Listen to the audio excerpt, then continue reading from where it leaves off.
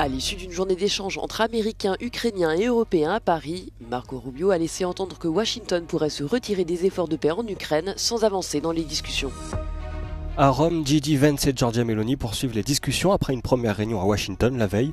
Outre la guerre en Ukraine, ils ont abordé les droits de douane imposés par Donald Trump.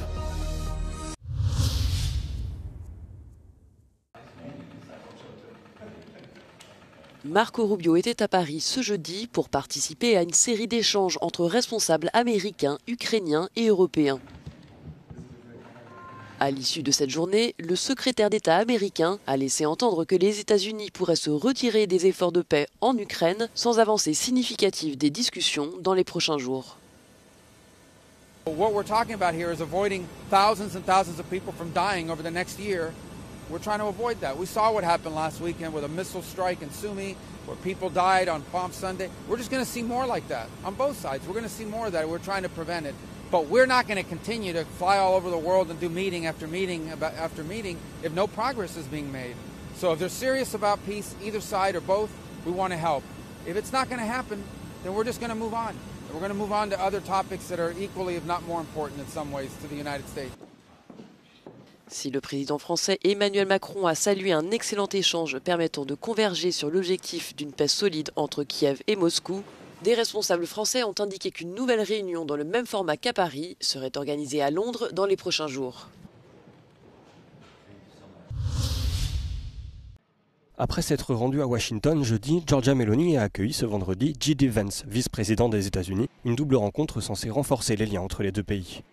À Rome ce vendredi, ils ont pu échanger sur la guerre en Ukraine. Si J.D. Vance a reproché à Giorgia Meloni son soutien ferme à Kiev, il s'est cependant dit optimiste quant à la fin du conflit. We do feel optimistic that we can hopefully bring this war, this very brutal war, to a close.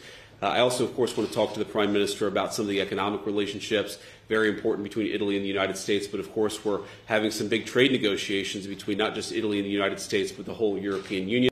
Ils ont également abordé les droits de douane imposés par Donald Trump, Giorgia Meloni se positionnant comme l'intermédiaire entre les États-Unis et l'Union européenne.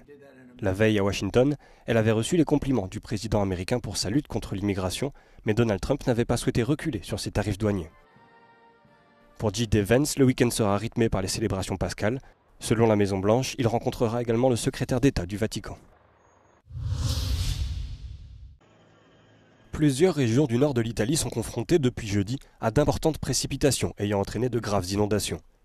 La Lombardie et l'Émilie-Romagne ont été placées en alerte rouge ce vendredi. Plus de 700 pompiers sont mobilisés dans les régions impactées.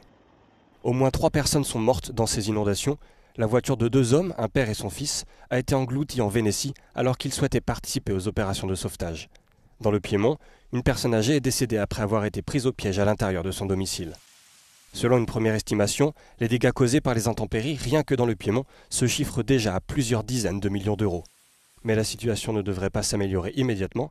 De nouvelles pluies abondantes sont prévues dans le nord du pays à partir de ce dimanche. La France est également touchée par le phénomène. En Savoie, jusqu'à 1 mètre de neige est tombé ces dernières 24 heures. Des conditions météorologiques qui ont fait au moins une victime. Un touriste britannique de 27 ans a succombé à ses blessures après avoir été emporté par une avalanche sur une quinzaine de mètres.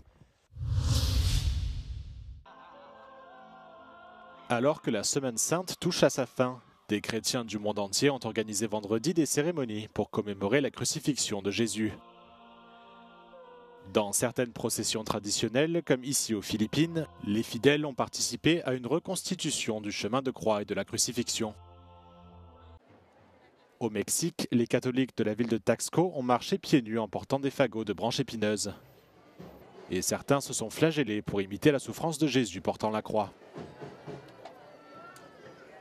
À Jérusalem, les fidèles ont marché le long de la Via Dolorosa, où Jésus aurait fait ses derniers pas en portant la croix jusqu'au lieu de son supplice, le Golgotha. Enfin, dans le village espagnol de Calanda, plus d'1 millier de personnes se sont rassemblées autour de l'église locale avec des tambours, pour en jouer pendant 26 heures sans interruption. La Semaine Sainte culminera dimanche avec la célébration de Pâques, qui marque la résurrection de Jésus.